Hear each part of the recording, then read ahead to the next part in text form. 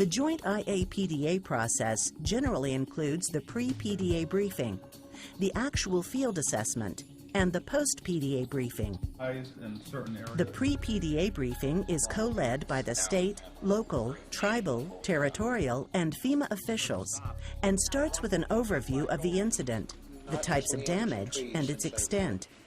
All key players agree on the intent and purpose of the assessment, and teams will be established. Team leaders explain the criteria which will determine the damage category.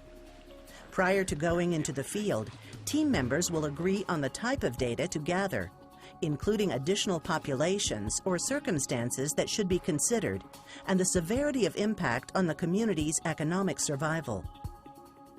The team will review maps and photographs of the areas to be inspected. Team leaders will divide the maps so each team has a specific area to cover. It is important that boundaries are well defined so homes are not missed nor assessed multiple times. Generally, state, local, tribal, or territorial officials will provide suitable vehicles and will drive the team to the damaged areas.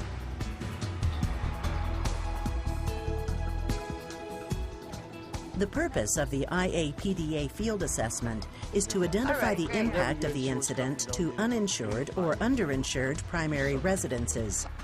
The focus is on homes that are the worst damaged. It is best to meet as early in the day as possible to maximize the use of daylight hours.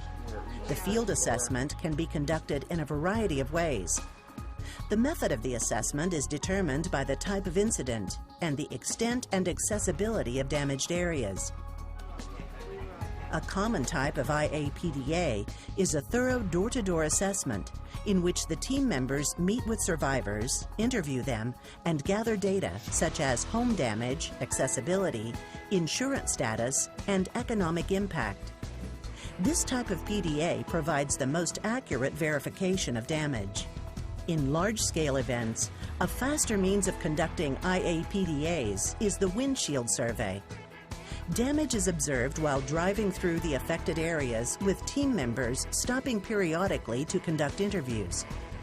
Fewer survivors are actually interviewed, yet more homes are assessed in a shorter period of time. Mostly reserved for catastrophic disasters are flyover assessments and geospatial imaging. A flyover PDA utilizes small planes or helicopters from which team members assess damaged areas that are inaccessible by vehicles. Geospatial imaging is used to capture damage across widespread areas. During an observation of a residence, it is necessary for team members to discuss the degree of damage and for the state and FEMA officials to come to an agreement. However, these discussions should not be conducted in front of survivors. FEMA individual assistance also collects specific information other than property damage and whether there is insurance coverage for the specific event. General observations of the community are collected. This includes demographics, such as income levels, language considerations, and populations with access and functional needs. Consideration is also given to the effect on tribal populations in the event there are unique needs for people in these government entities. It is also important during the PDA for local officials to inform or show the FEMA and state representatives the disaster-related activities that voluntary organizations have conducted in the area. This can include shelters, mobile and fixed feeding, service centers, or other operations. Knowing the types of available assistance paints a clear picture of the survivors' needs within the community. This was level, believe it or not. Team members can educate survivors about the declaration process to ensure that expectations are managed. It is important to let survivors know that this is the first step of the process and that federal assistance may not currently be available. Get a copy of that. However, PDA team members should have other referrals ready to give to the survivors for their emergency and unmet needs. IA-PDA teams are trained to have an accurate understanding of damage caused by various types of incidents and the general resources required to repair them. They are able to look at the exterior of a home estimate the degree of damage, and determine if the damage is within the scope of FEMA's IA programs. While personnel use hard copy forms to complete their assessment, FEMA is moving towards new technology as a way to modernize PDA data collection. The advantage to collecting data through electronic methods provides for a quicker and more accurate analysis. It is not uncommon for areas to be affected by multiple causes of damage. Floods and hurricanes may occur simultaneously. PDA teams must take extreme care in correctly associating the damage type. In flooding events, for instance, PDA teams need to locate damage indicators such as high water marks, contaminants, and determine how long the water remained in the home.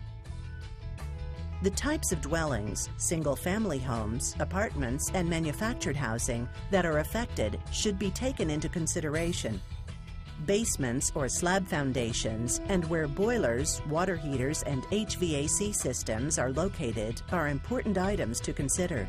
A home with severe structural damage that is not feasible to repair equates to an entire loss of the dwelling. Teams should be aware of structural failures that present imminent danger, such as a shifting foundation, collapsed roofs, walls, and other weight-bearing structures that are clearly not repairable. Consideration should be given to the loss of accessibility, loss of power, and other issues that may affect the extent of repairs needed to make the home functional and habitable. Teams also need to take note of unaffected homes that are inaccessible. As a rule, homes that cannot be reached by emergency vehicles due to damaged roads and bridges, or homes with the loss of an access ramp, generally are considered inaccessible.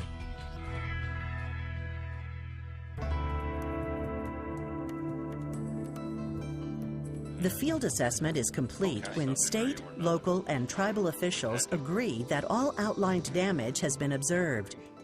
A post-PDA briefing allows the teams working in the jurisdiction to regroup at the central meeting point.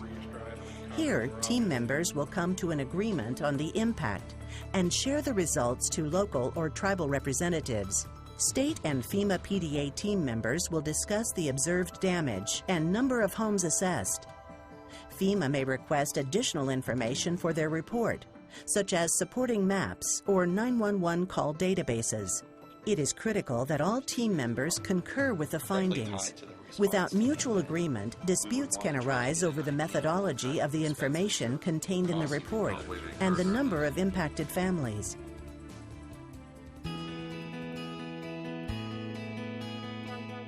After the assessment is finalized, the jurisdiction's summaries are combined with the state assessments. State PDA team members will send their data to the state office.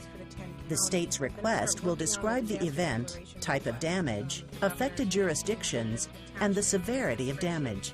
So what we're going to start doing now is working on our request to FEMA for a disaster declaration. With this information, the governor may request a federal disaster declaration. Concurrently, upon the completion of the field assessment, the FEMA PDA team members will compile their reports and deliver them to the FEMA regional office.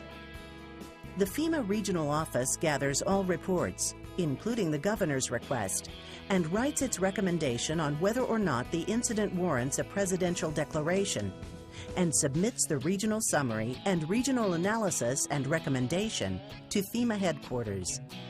The regional summary and regional analysis and recommendation clearly identify the impact of the incidents to individuals and communities, and recommend which areas should be considered for declaration and designation.